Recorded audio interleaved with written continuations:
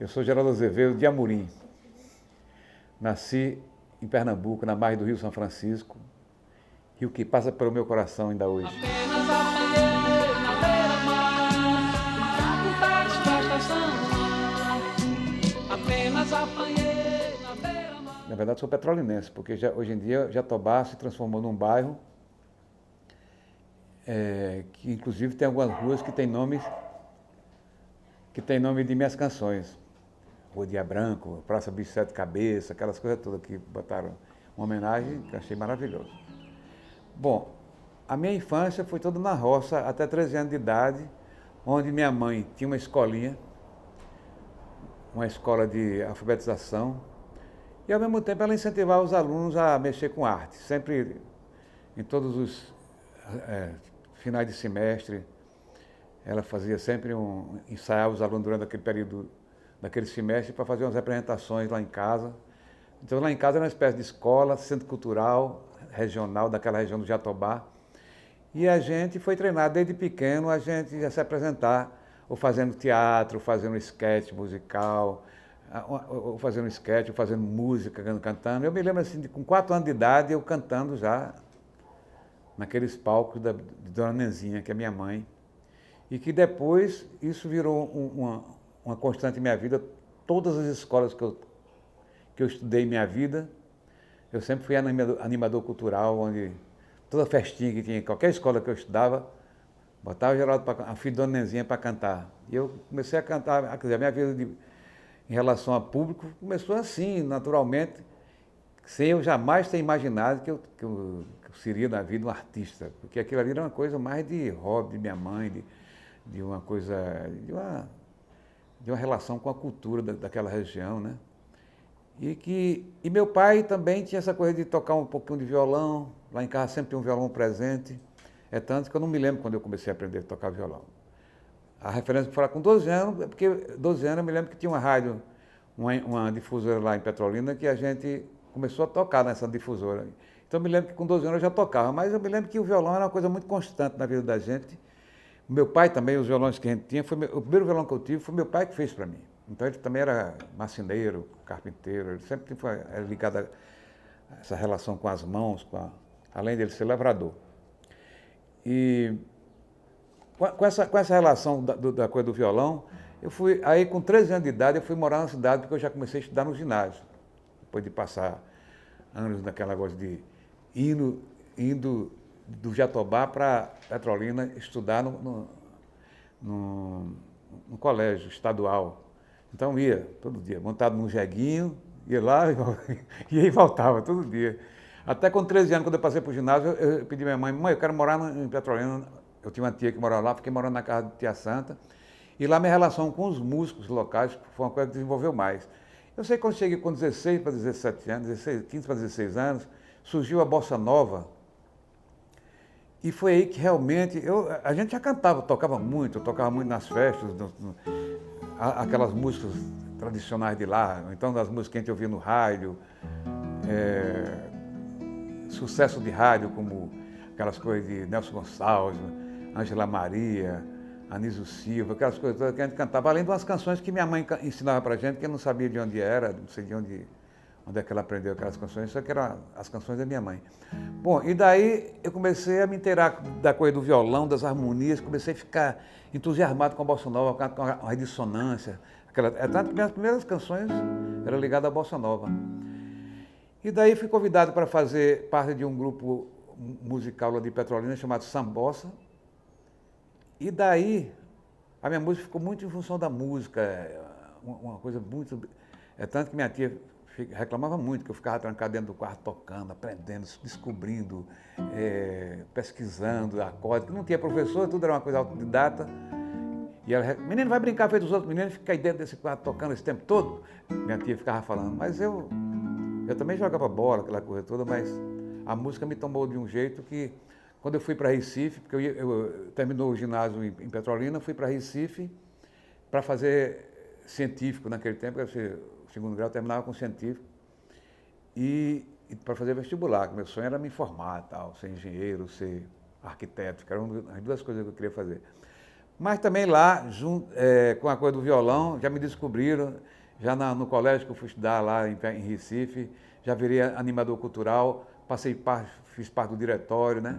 E foi na época que começou a ditadura também, tanto que a gente já começou outro tipo de consideração em relação à minha vida, porque além de passar da música, passou uma coisa cultural e política também. A gente tinha muito a intenção de sair da bossa nova e desenvolver um trabalho que tivesse mais uma coisa com as raízes.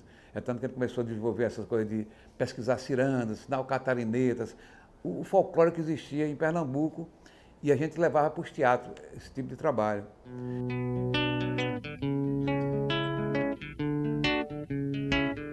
E fazendo esse trabalho em Recife, já comecei a apresentar em televisão, comecei a apresentar em teatro e tal, aquelas coisas todas. É tanto que eu fui reprovado 2 vezes lá, porque a música me tomava de um jeito que eu terminava deixando o curso em segundo plano. E foi assim que, nessas apresentações que eu estava por lá, um artista daqui do Rio de Janeiro, a Eliana Pittman, que trabalhava com o pai dela, que era Buca Pittman, fazia show. E foi lá, e eu me lembro que nesse tempo o pai dela já estava meio doente, teve um problema na garganta, e deixou de cantar, mas ela teve a proposta de fazer o primeiro show dela sozinho, e era por ter me visto em vários lugares lá em Recife, ela me viu na televisão, me viu no teatro, me viu num bar tocando. Então, nas noites que ela saiu, por acaso, ela me encontrou em todos os lugares, ela ficou encantada com aquela coisa, e pensou no primeiro show dela, no primeiro show que era uma atração especial, uma coisa especial, e lembrou. Ela disse, lembrei daquele magrelo lá de perto, que eu era bem magrelo naquele tempo, daquele magrelo lá de Pernambuco, que me chamou para vir fazer o show com ela aqui, uma apresentação especial, e acompanhar ela no violão e ela cantando uma música minha. E daí não voltei mais. A Helena Pittman, ela gravou a primeira música minha mesmo. E aquela música foi no começo da minha carreira como compositor, na verdade, porque eu tinha feito essa música, a gente botou num festival, ganhamos o festival, então já comecei com o pé quente como compositor, e veio a Helena Pittman querer gravar a música também, gravou ao vivo, tem uma gravação maravilhosa com ela ao vivo, eu acompanhando inclusive, juntamente com o Antônio Adolfo e outros músicos daqui.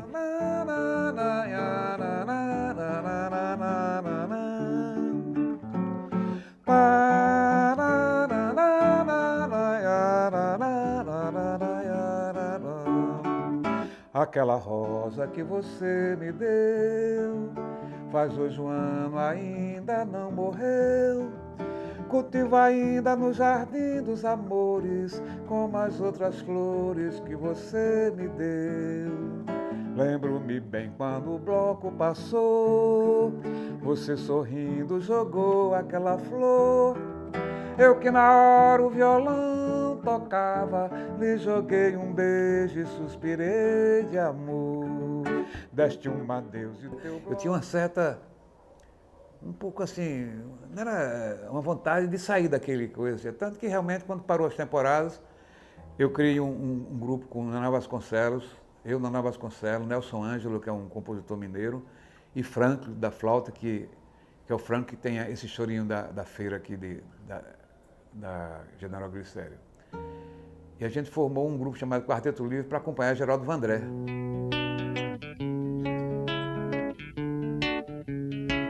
O trabalho com o Vandré, para mim, já dava uma nova dimensão pelo fato de eu ter saído de um trabalho com a Helena Pittman, que, embora ela cantasse música brasileira, ela tinha um pé também na América do Norte. E naquele tempo a gente vivia uma coisa da ditadura e a gente era um pouco contra os americanos, os Yankees, aquelas coisas todas, né? Os americanos representavam um pouco de uma aliança para o progresso junto com a ditadura. E a gente que fazia qualquer trabalho de resistência à ditadura sempre colocava os americanos como um intruso dentro da nossa cultura. E saindo de Eliana Pittman para Geraldo Vandré, teve essa dimensão pelo fato de ser uma coisa mais ligada realmente. O próprio Vandré, inclusive, era bem contestador. Eu sempre atribuo, inclusive, o AI-5, que foi esse artigo que deu essa arbitrariedade muito grande. Eu acho que uma das coisas que enfocou a ditadura para valorizar o AI-5 foi a música de Vandré, para não dizer que Frei das Flores, que realmente eles se sentiram muito ofendidos com aquela canção que dizia soldados armados, amados ou não, nos quartéis em si. Aquela coisa que falava da inconsciência daquele momento militar, né?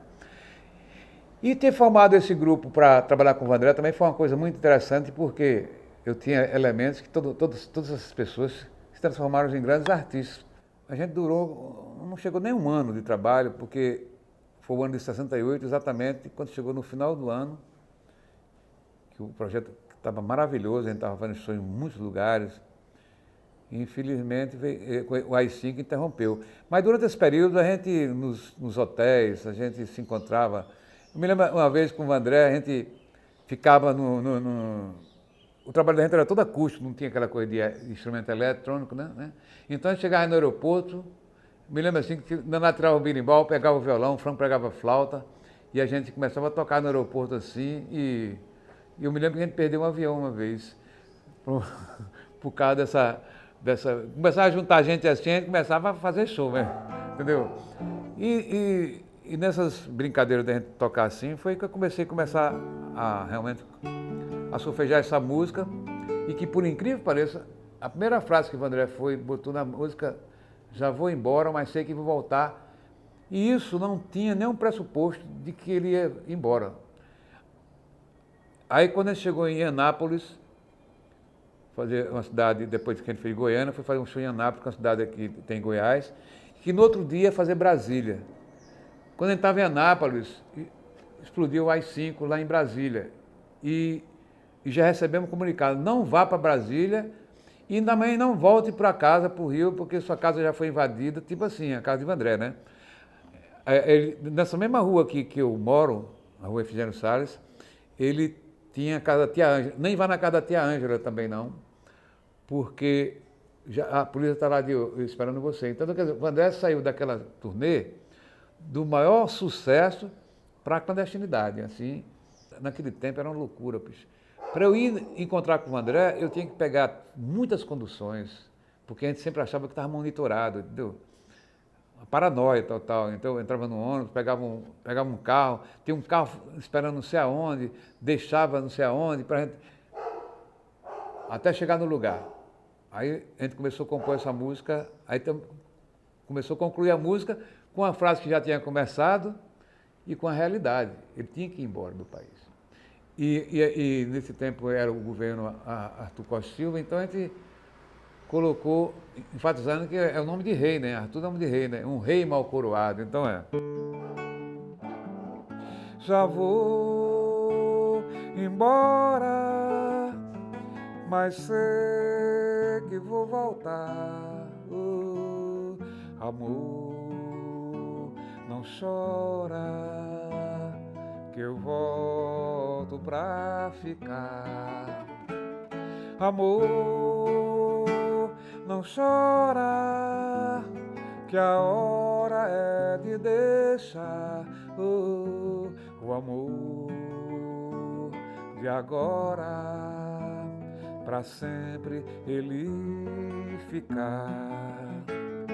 Eu quis ficar aqui, mas não podia, o meu caminho a ti não conduzia. Um rei mal coroado não queria o amor em seu reinado, pois sabia não ia ser amado. Amor, não chora, eu volto um dia. O rei velho e cansado já morria, perdido em seu reinado, sem Maria, quando eu me despedia, no meu canto lhe dizia: já vou embora, mas sei que vou voltar.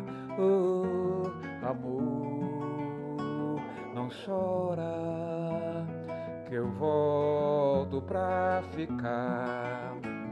Amor, não chora, que a hora é de deixar o amor de agora, pra sempre ele ficar.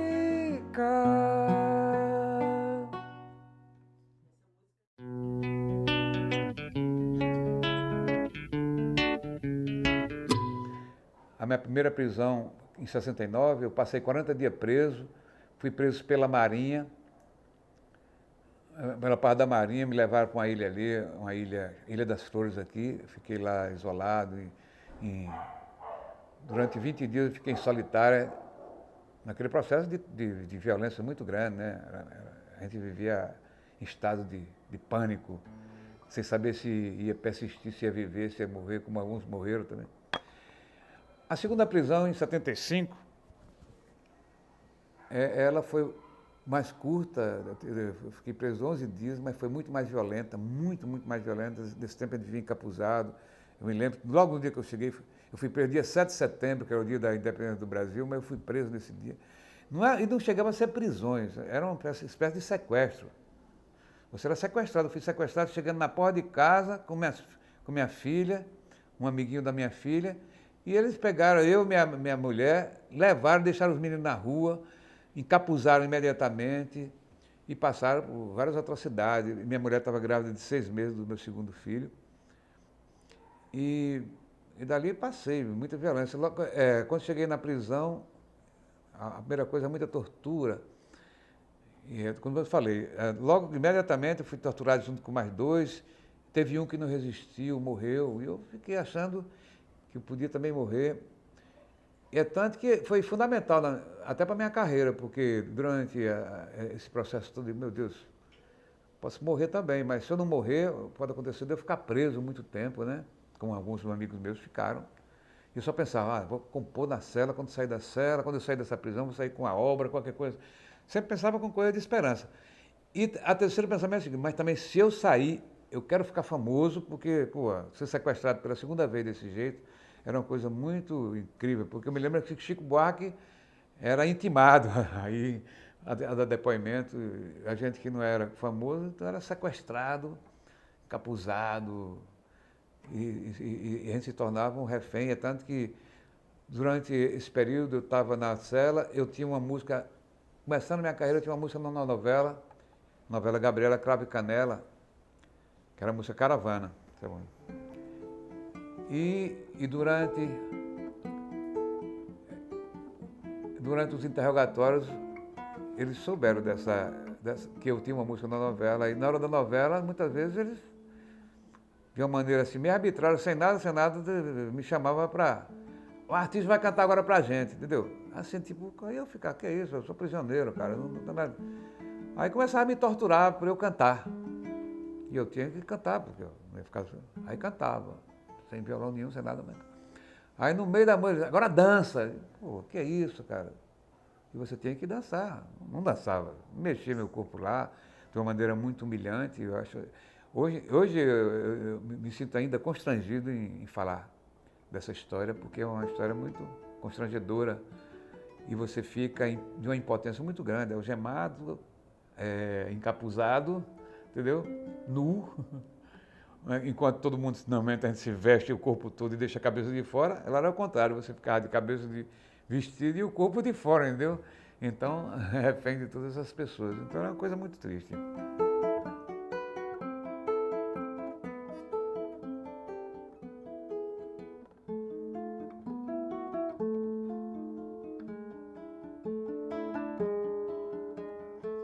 Corra, não pare, não pense demais. Repare essas velas no cais, que a vida é cigana. É caravana, é pedra de gelo, ao sol desgelou teus olhos tão sós, no mar de água clara.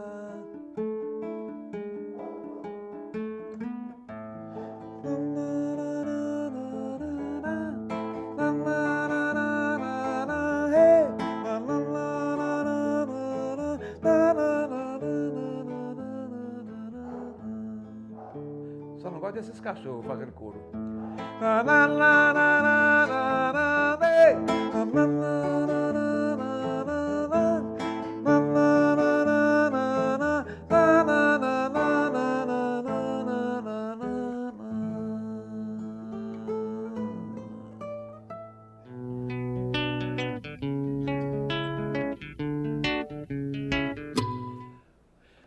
Pois é, a chegada de Alceu foi bem oportuna, porque eu tinha saído, eu tinha terminado de sair de uma prisão e, ao mesmo tempo, tinha largado a música para voltar ao desenho e realmente estava afastado da música. Quando Alceu veio para o Rio de Janeiro, que me procurou, que a gente teve um encontro, e aquele encontro foi muito sintomático, porque mesmo eu tendo deixando a música de lado, eu nunca deixei totalmente. Eu sempre chegava do emprego de noite, eu sempre pegava meu violão, tocava, compunha alguma coisa, aquela coisa.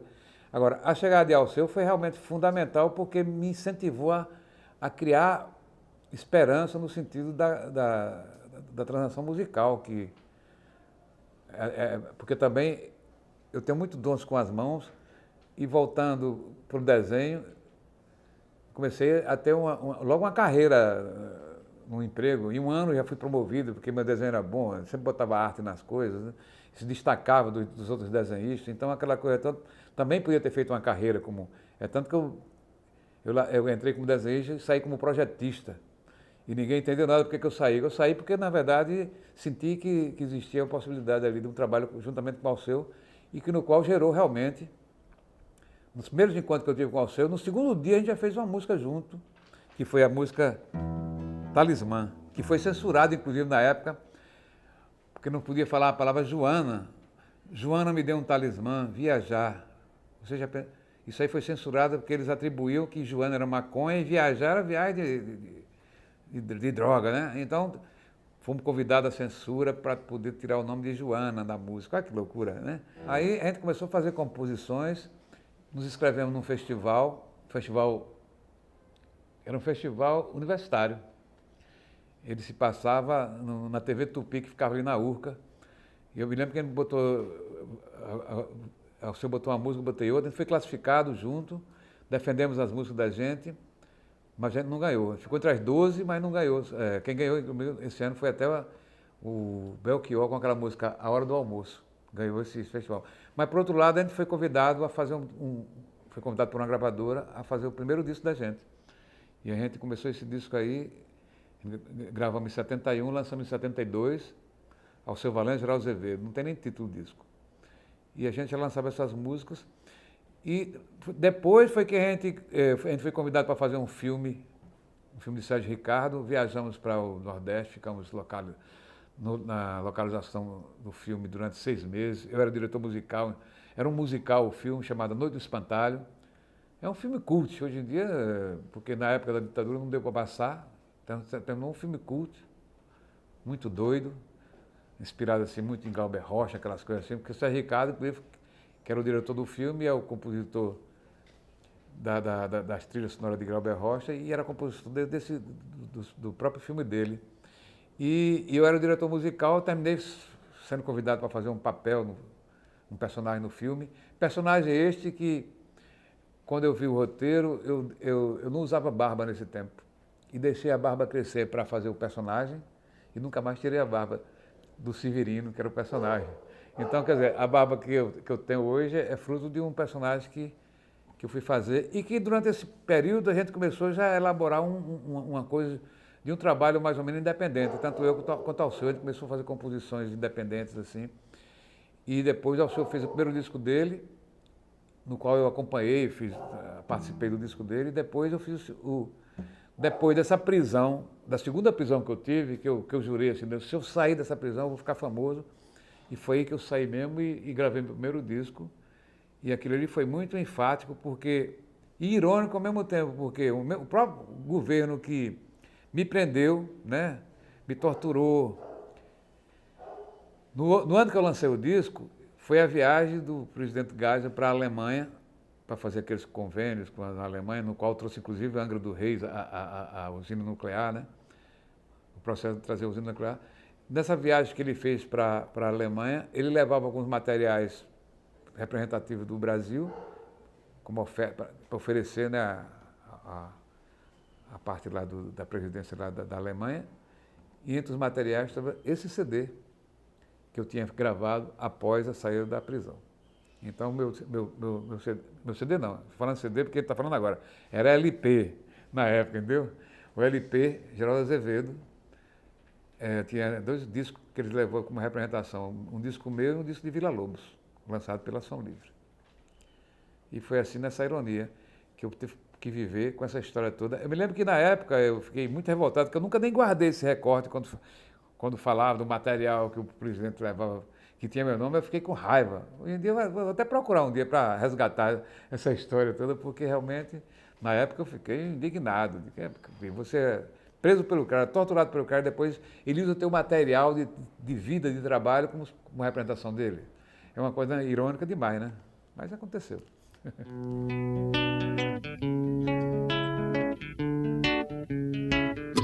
Bom, mas daí em diante eu saí desse disco da Som Livre e fui para outra gravadora, que foi a CBS, num momento de um movimento onde a música nordestina ela realmente teve um ponto culminante muito forte, que eu acho que foi um movimento muito grande, onde surgiu, além de eu, Alceu Valença, veio Fagner, veio Belchior, veio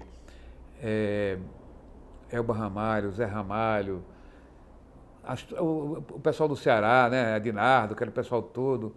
Então foi um momento muito importante, e a CBS foi uma gravadora que acolheu a gente. Eu fiz um disco nessa gravadora chamado Bicho Sete Cabeças, também foi um disco importante. Esse disco foi importante porque, enquanto que a Caravana minha voz ecoou no Brasil inteiro, na novela, né, as pessoas não identificavam ainda quem era aquele cantor, quem era. Mas com o Bicho Sete Cabeças, onde a música O Táxi Lunar realmente foi um grande sucesso, e realmente foi que eu me afirmei pessoalmente, por mérito próprio, e passei a ter uma parte assim na mídia, comecei a ser executado. E por incrível que pareça, uma parceria minha com o Zé Ramalho e Alceu Valença, entendeu? E foi a primeira canção minha que explodiu assim. E depois eu passei já, aí começou negócio de gravadora, já saí de outra gravadora, fui para outra. Então, até que hoje, depois de várias gravadoras que eu passei, fiz vários discos, minha relação com gravadora sempre é uma coisa difícil, com o sistema sempre foi muito difícil, eu sempre fui meio rebelde, gosto sempre de fazer as coisas que eu quis fazer, nunca accedi à gravadora, porque sempre tem aquela sugestão do diretor artista, você tem que gravar fulano e tal, você tem aquelas opiniões, eu sempre ia de encontro, e terminava nunca tendo uma harmonia com os diretores artistas das gravadoras. Passei a ser um artista independente em 85. Realmente foi a luz para mim, e que hoje eu tenho o maior orgulho do ser geração. Uma das canções importantes, que foi sucesso desse disco. Dona da minha cabeça, ela vem como um carnaval, toda paixão recomeça, ela é bonita, é demais. Não há um porto seguro, futuro também não há, mas faz tanta diferença quando ela dança, dança. Eu digo e ela não acredita, ela é bonita demais. Digo e ela não acredita, ela é bonita, bonita. Digo e ela não acredita, ela é bonita demais. Eu digo e ela não acredita, ela é bonita, é bonita.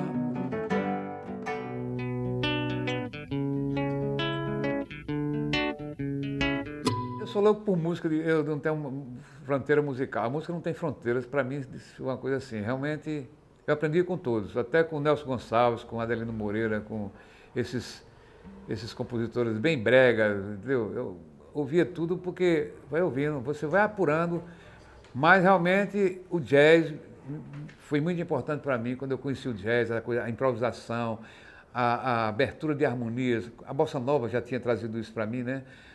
A música clássica também que eu fui descobrindo, Debussy, os Ravel da vida, o Bach, então nem se fala que está tudo, a música nordestina parece que é tudo influenciado pelo Bach.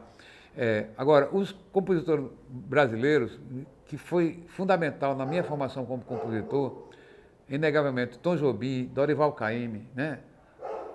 Luiz Gonzaga, né? Esses aí foram fundamentais na minha formação como compositor. E talvez como a relação de João Gilberto com o violão foi uma coisa também que foi um espelho para mim, que ainda hoje considero ele meu grande ídolo. E Baden Powell, que também fez eu valorizar também mais o violão, talvez a minha pegada, tanto que eu sou reconhecido como, além de compositor e cantor, como violonista também. Então, de forma que essas pessoas foram muito importantes na minha. Agora, são muitos. Caetano Veloso, que é uma geração um pouco mais velha do que eu, assim, um pouquinho só, Caetano e Gil, me influenciaram também. Milton Nascimento, vixe Maria, o Clube da Esquina, para mim foi um movimento maravilhoso, que deu muita luz para a gente. E esses compositores, como Paul McCartney, Lennon, Harrison, essas coisas aí, além dos Cole Porter da vida, tudo isso são pessoas que deixaram marcas importantes na minha canção. Na verdade, acho que eu não fiz nada, eu apenas captei coisas dessas pessoas todas, eu acho.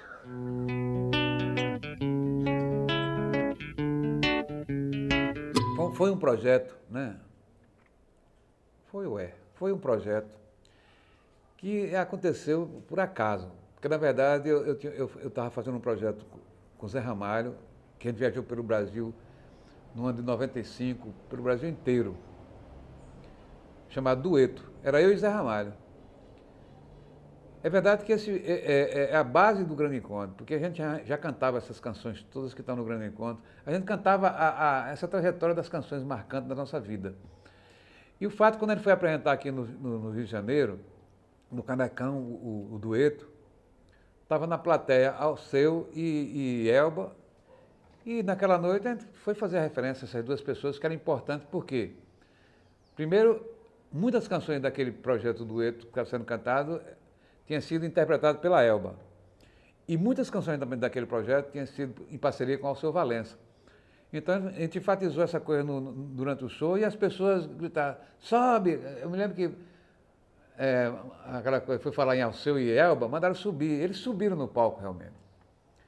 E foi aquela confraternização que gerou a ideia das pessoas. Esse é que é o projeto, entendeu? É tanto que aquele dia no Canecão, a gente tinha gravado um CD do Dueto.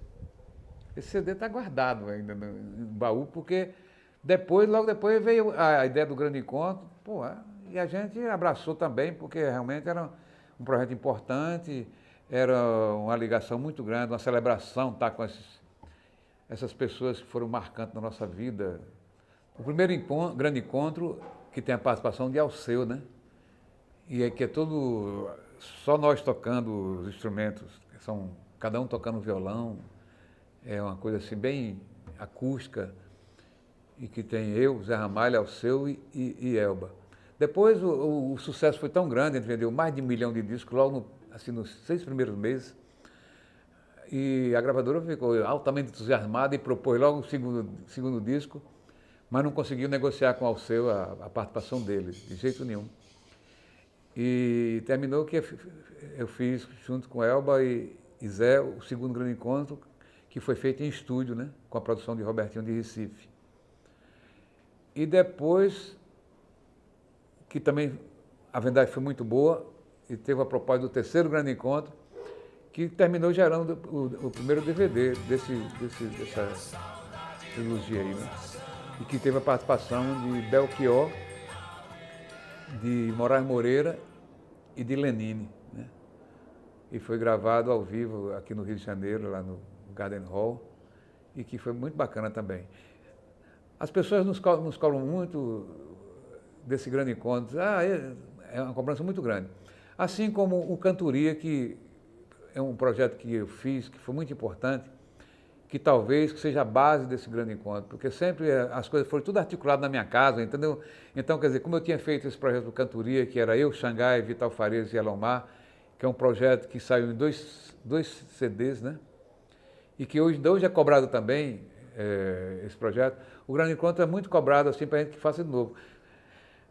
Quando ele surgiu, a gente não pensava nem em gravar discos, a gente pensava só em fazer os shows, né? E que terminou gerando 3 discos do Grande Encontro. Assim também como o Cantoria, a gente nunca pensou em ser disco e terminou sendo 2 discos importantes que as pessoas nos cobram ainda hoje.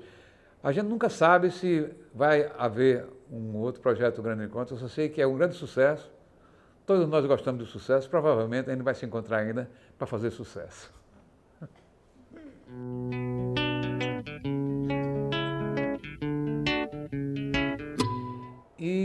Elba é a intérprete de nós todos. Ela interpretava Alceu Valença, ela interpretava Zé Ramalho, né? E foi uma das pessoas importantes na minha carreira, porque ela fez muito sucesso. Músicas minhas que ela cantou viraram um sucesso para mim mesmo, tanto que depois eu tive o caso da Canção da Despedida, essa música que eu fiz para ela, o primeiro disco dela, e que foi marcante também, e que está no Grande Encontro 2. Canta, canta, passarinho. Canta, canta, miudinho, na palma da minha mão. Eu quero ver você voando, quero ouvir você cantando, quero paz no coração. Eu quero ver você voando, quero ouvir você cantando, na palma da minha mão. Canta, canta, passarinho. Canta, canta, miudinho, na palma da minha mão. Eu quero ouvir você cantando, quero paz no coração. Eu quero ver você voando, eu quero ouvir você cantando, na palma da minha mão.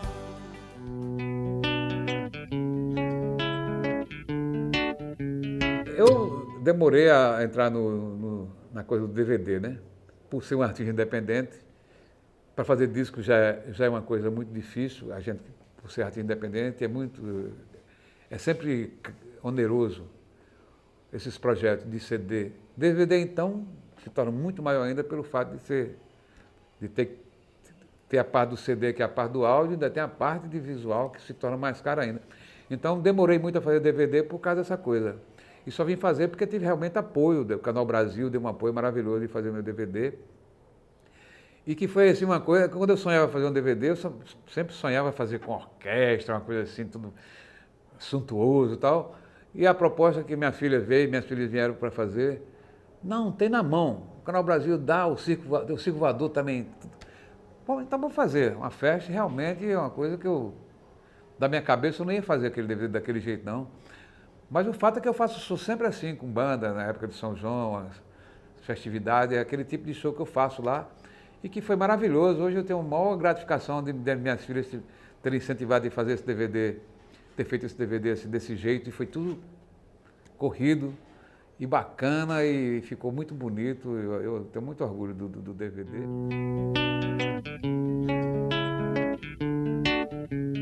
O projeto sobre o Rio São Francisco, o primeiro trabalho temático que eu faço na minha carreira, ele é totalmente diferente, porque não pensava que fosse um disco disco de carreira, não. É um projeto para chamar atenção, para revitalizar esse rio, que é um rio da integração nacional, que é um rio importante para o Brasil.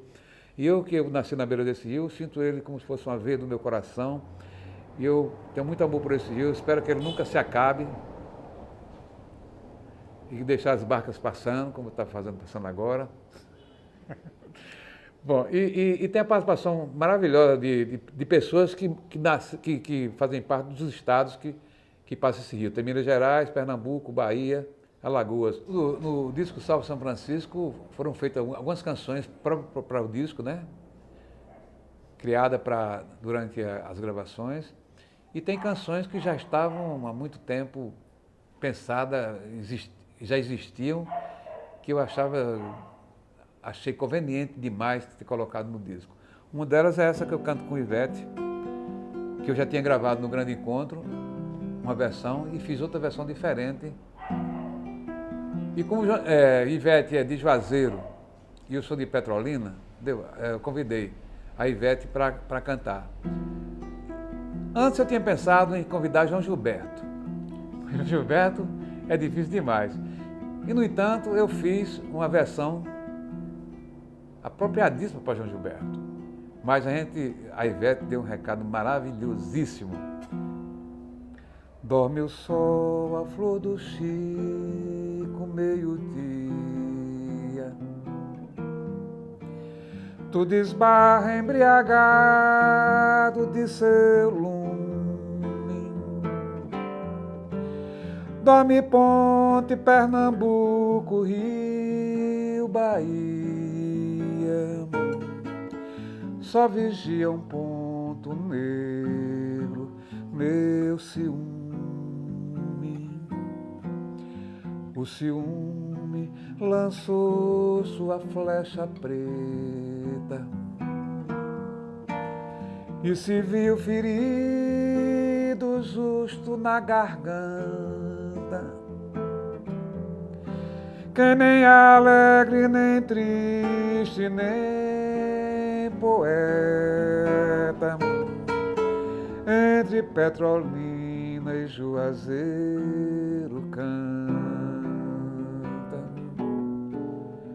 Velho Chico, vens de Minas, de onde o oculto do mistério se escondeu. Sei que o levas todo em ti, não me ensinas. Eu sou só eu, só eu, só eu. Agora Ivete. Juazeiro, nem te lembras dessa tarde. Petrolina, nem chegaste a perceber. Mas na voz que canta tudo ainda arde. Tudo é perda, tudo quer buscar cadê? Tanta gente canta, tanta gente cala, tantas almas esticadas no curtume, sobre toda a estrada, sobre toda a sala, paira a monstruosa sombra do ciúme. Velho Chico, vens de Minas, de onde o oculto do mistério se escondeu. Sei que o levas todo em ti, não me ensinas. E eu sou só eu, só eu, só eu. Eu sou só eu, só eu, só eu. Eu sou só, eu só, eu só, eu.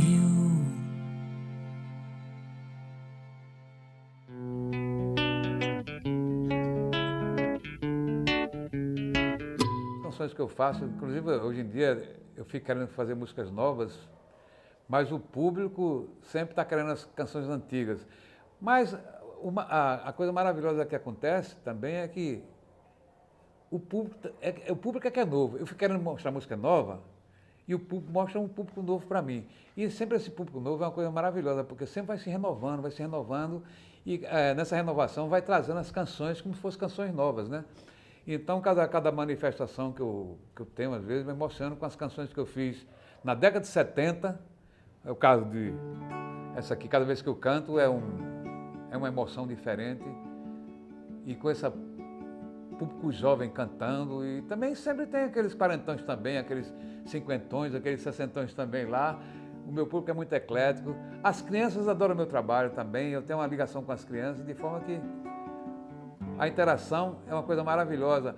Eu faço muito show de voz e violão, embora meu DVD tenha sido com banda, a maioria dos meus shows são de voz e violão. Eu viajo pelo Brasil cantando só com violão e deixa de ser voz e violão para ser voz, violão e coro, porque realmente o coro sempre vem quando eu canto algumas canções como essa.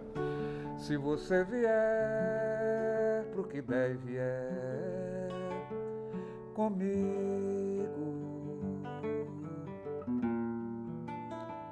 eu lhe prometo sol. Se hoje o sol sair, ou a chuva. Se a chuva cair, se você vier até onde a gente chegar, numa praça na beira do mar, num pedaço de qualquer lugar, nesse dia branco, se branco ele for, esse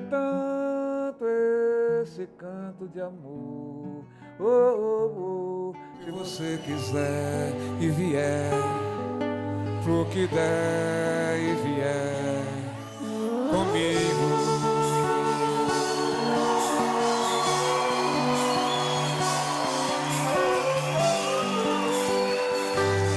pra você, se você vier.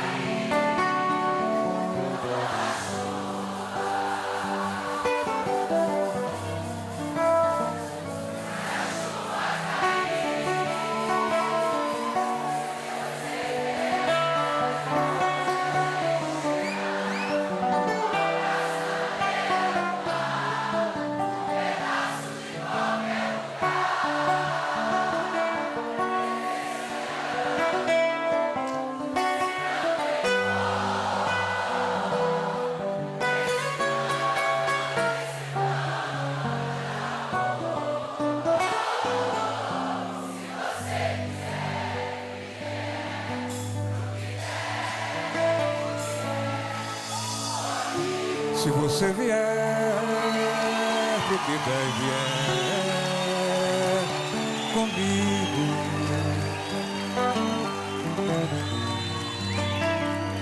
eu lhe prometo o sol,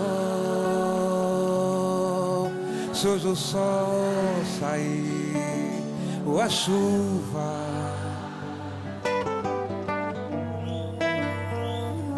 se a chuva cair,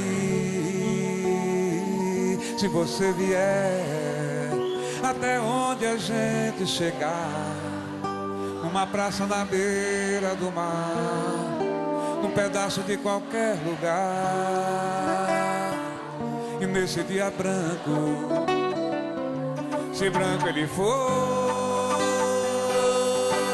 esse tanto, esse tonto, esse canto, esse tão grande amor,